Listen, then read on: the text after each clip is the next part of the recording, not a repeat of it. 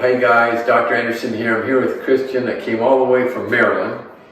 And this is going to take a while. This is going to be a very, very educational video. I'm excited to go over this because he's got a lot of things going on that has to do with what's called CRPS, Complex Regional Pain Syndrome. A lot of people that have chronic pain are told they have CRPS.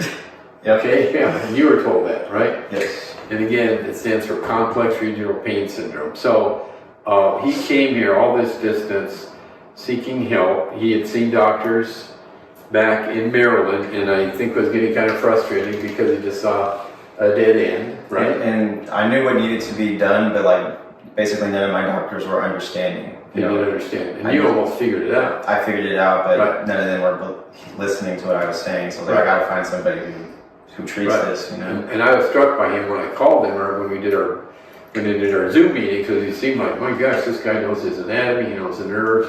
He really seems to understand this, and he really kind of got it. And so I think that's a good place to start. I mean, just kind of tell your story. He's a martial arts instructor, and so, just explain what happened. Yeah, so I'm a personal trainer and a martial arts instructor. So I started my own business last year. So I just, coach people. That's pretty much all I do. Music production on the side, but I had a severe injury where I was coaching a client, a heavier set client. They fell down and their knee crushed my big toe and a little bit of the foot. And so because I do martial arts, like in other sports, I've had a lot of injuries and things like that, so I'm not usually the type to go to the doctor for things anymore. And so I thought it was just a broken toe, like it hurt a lot, and then I lost the feeling in it. I was like, it's probably a broken toe, so I was like, I'm just gonna have to rest. So I rested for 6 weeks, didn't really do anything. And then I did PT on it kind of myself, like got the range of motion back. But then that's when the shocking came along, the burning, aching, and all that kind of stuff, the symptoms of CRPS. I didn't know what it was at the time. So I started to do research, and I found out that it was like nerve pain, basically, the burning. And I went to orthopedics. I think I've seen 4 orthopedics. Went to a podiatrist, massage therapy, acupuncture, water therapy. So I kind of just went down the list. Ketamine infusion was something that was recommended to me. I just never got around to it, like bone infusions as well. This was the first thing I got around to successfully, so that's kind of what brought me here. And you found this on the internet, I guess, right? Yeah, it took a lot too. I had to do a lot of research, keep a lot of notes on CRPS, and use filters, like filters on Google, filters on YouTube, like just to find this place. Yeah. So I'll take over from there, I guess, and just explain what happened. Because when you hear the term complex regional pain syndrome, oftentimes you're going to hear, oh, well, you need to go to see a pain doctor, right? Yep. You're going to hear about taking narcotics or drugs to help deal with the pain, or you might even hear about injections in your back, or maybe a nerve stimulator in your back, or right? amputations too. Amputations, okay, wow, okay, amputations. So that's what you kind of hear. So, but as a peripheral nerve surgeon, what I do, or what we do, is we look at where the injury was. We look at where was the nerve damage. So when he had this injury, there's a nerve branch here. When he had that knee hit his foot, he probably damaged a nerve here called the deep peroneal nerve, was probably injured.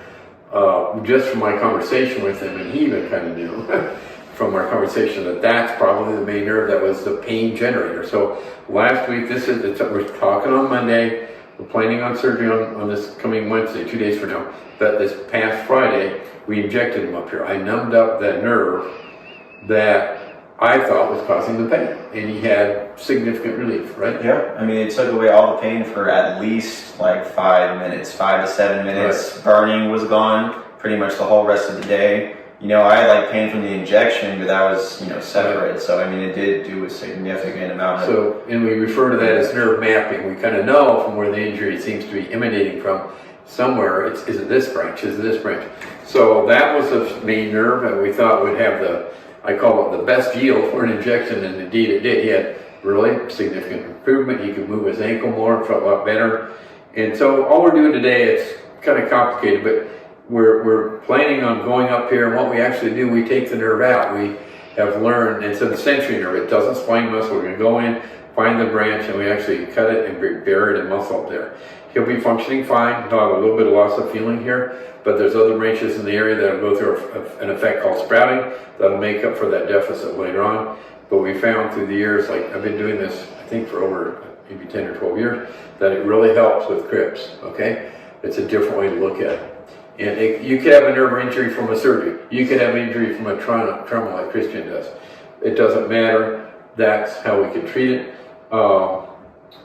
And it's a whole other story, but we're probably also going to do surgery on a couple tunnels up here. He has a history in his family of restless legs. He also has a slight amount of pain up here. We actually did an injection up here today, and it gave him some relief here. The majority of the problems here, we're removing that branch, but the branch that supplies this part of the foot and the main branch that supplies everything, we think those tunnels are tight, and we can tell that from our examination and our injection that we did. That he's also complained of pain up in here, right? Yep, a lot of pain. A lot of pain up there. So it all kind of stems together, and it's a challenge, and it's actually kind of fun to figure out where this is all coming from, and it's been a really rewarding thing. So if you're listening and you've never heard of this, you know, I'm not surprised, because a lot of people haven't. So, and it took some effort on your part to find somebody, right? Yeah, it took a lot of effort.